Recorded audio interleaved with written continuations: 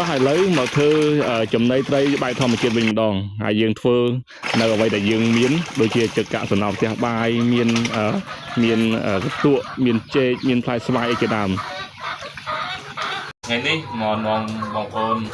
ឲ្យធ្វើចំណីត្រីខ្ញុំចំត្រីខ្លះគ្រាន់តែអាស្រ័យជីវភាព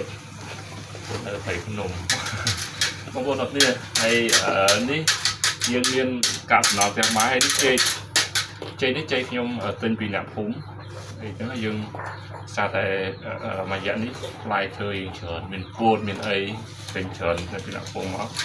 ខ្ញុំមានពោតដែរដោយសារពោតយើងហូបពីនៅគាត់អត់សូវចូលចិត្តគឺថាវារឹងចាស់ទៅ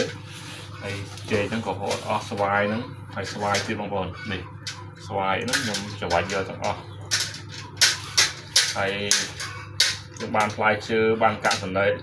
ល់ផ្ទះបាយអីហើយហ្នឹងហើយយើងយកមកលេងកន្ទក់មកកន្ទក់បងនេះកន្ទក់បាទលេងកន្ទក់យើងច្បល់វាឲ្យម៉ត់ហើយមានយើងលាថែមមួយទៀតគឺស្ករទាំងនោះ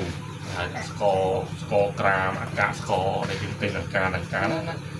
ទិញដាក់តាមទៅថាមកអង្ការមកហើយវាចុងក្រោយមួយទៀតគឺ EM ឥឡូវនេះអានេះគឺជាស្ករមូលរបស់ខ្ញុំមកការខ្ញុំប្រអស់ជាងកន្លះហើយមិញខ្ញុំដាក់កាកសំណល់ផ្ទះបាយមានចេកមានស្វាយមានពោតឥឡូវនេះខ្ញុំដាក់ស្កររងូចូលដាក់ចូលប្រហែលជាកន្លះទៀត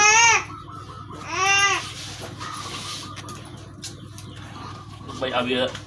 អានឹងវាស្អិតចំណីវាស្អិតនេះយើងអាចពូតជាពំនូតឲ្យត្រីដែរបានហើយនេះគឺជា EM ហើយ EM ធ្វើខ្លួនឯងទេបងប្អូន EM របៀបធ្វើមានច្រើនណាស់អញ្ចឹងបងប្អូនដាក់ធ្វើគេធ្វើខ្លួនឯងទៅគេវិធីណាធ្វើវិធីហ្នឹងទៅអញ្ចឹងប៉ុណ្ណឹងក៏គ្រាន់ហើយតែបើយើងមានអីផ្សេងទៀតយើងមានដូចជាកាកដងទីគាត់ថាដងយើងយកទីឲ្យសពកាន់យើងយកមកវាបានបងប្អូនអរគ្នាយើងមើលនេះអញ្ចឹងយើងមកយើងច្បល់វាឲ្យសពទាំងអស់នូតទៅយើងសម្រាប់ដាក់ឲ្យត្រីដៃវាស៊ីបាទ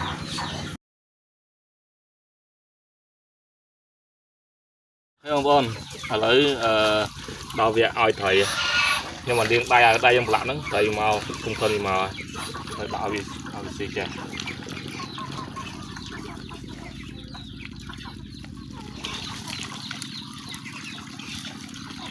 ជិតមកឲ្យមកស៊ី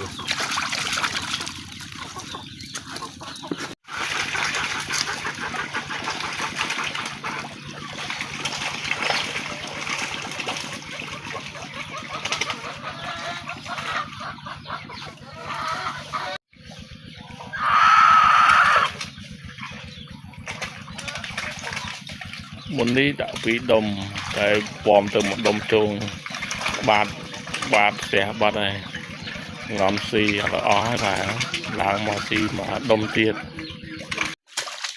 បាទអរគុណបងប្អូនអរគ្នាចឹងមើលវាស៊ីត្រាវវាស៊ីហើយតែយើងក៏សុខភាពល្អវាឆាប់ធំយើងហូបវាអីក៏វាអត់ប៉ះពាល់ដល់សុខភាពវាយើងអ្នកហូបហើយត្រីក៏វាអត់មានជំងឺមានអីដែរបាទអរគុណបងប្អូនអរគ្នាបាទ